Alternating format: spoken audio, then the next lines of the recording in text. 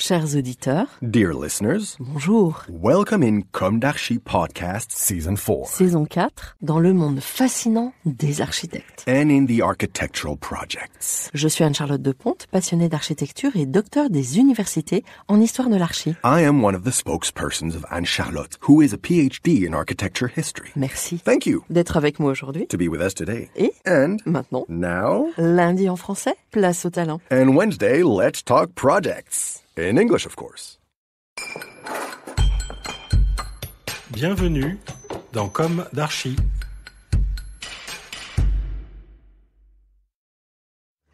Chers auditeurs, ravis de vous retrouver aujourd'hui en compagnie de l'agence MU et de ses co-gérants Maïra Caldoncelli-Vidal, Ludovic Malbet et Grégoire Dubreux. Bonjour Maïra, Ludovic et Grégoire et bienvenue dans Comme d'Archi. Bonjour. Bonjour. Vous êtes architecte et à la tête de MU, implanté à Paris et à Tours, qui compte plus ou moins une quinzaine de collaborateurs. Je vous cite, « Comme le poète, nous regardons la ville qui mue, le monde qui change. Aussi, nous imaginons une architecture vivante, mouvante et émouvante comme la vie. Des bâtiments qui marquent et qui durent, qui transforment et qui se transforment. Nous traçons des lignes qui comprennent l'époque et les futurs possibles. Des lignes aussi qui surprennent par leur audace, le regard et l'idée.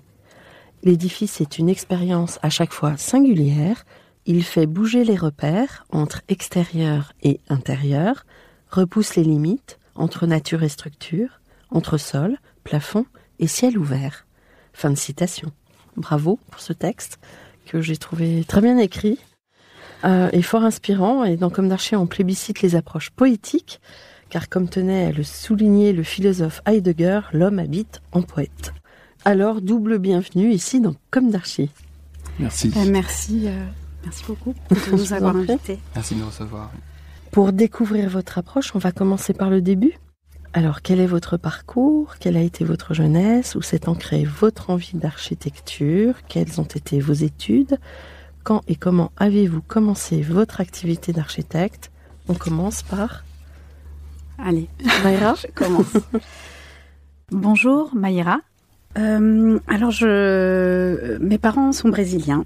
Et pour ma part, j'ai été baignée dans l'architecture brésilienne et l'architecture moderne depuis l'enfance. Mon grand-père maternel était architecte et a eu la chance de participer à la grande aventure de Brasilia. Donc, il était implanté à Brasilia. Voilà. Bon, pour l'histoire de ma mère, elle a grandi à Rio et a déménagé. Elle avait 13 ans. Ils ont déménagé à Brasilia à l'inauguration. Mais mon grand-père, lui, c'est vraiment le projet de sa vie. Et donc, naturellement, pendant les vacances, j'allais à Brasilia, dans la famille de ma mère, et on parcourait la ville, les monuments, et c'était un guide exceptionnel. Voilà, donc fascinant déjà. Voilà, oui, et c'est vrai que quand on parle de poétique d'espace et cette architecture à la fois humaniste, mais je tiens aussi à signaler que après ça m'a beaucoup suivi dans mes études, et évidemment tout n'est pas rose non plus. C'est aussi une ville qui questionne d'un point de vue social, et donc voilà. En tout cas, mon imaginaire c'est aussi ancré là, et mon père, architecte aussi, à Brasilia. Alors lui non, puisque ils n'ont pas de lien de parenté, étonnamment, puisque mon grand-père maternel, mais mon père a fait ses études au Brésil, est venu en France et il a construit son agence en France.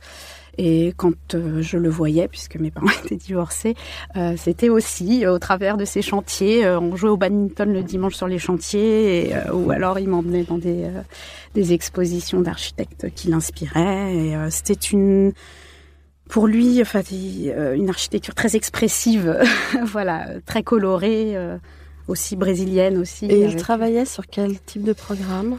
Il travaillait beaucoup sur des plutôt petits programmes de collectivité, de l'urbanisme aussi, et des petits équipements, voilà.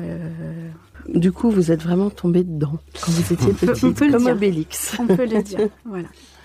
Donc, Ludovic, Grégoire ? Oui. Bonjour, Ludovic. De mon côté, moi, je n'avais pas de parents architectes, mais par contre, j'avais un grand-père qui était tailleur de pierre. Et ça aussi... Retrouvez l'intégralité de cet épisode sur Apple Podcast, Acast, Deezer, Spotify.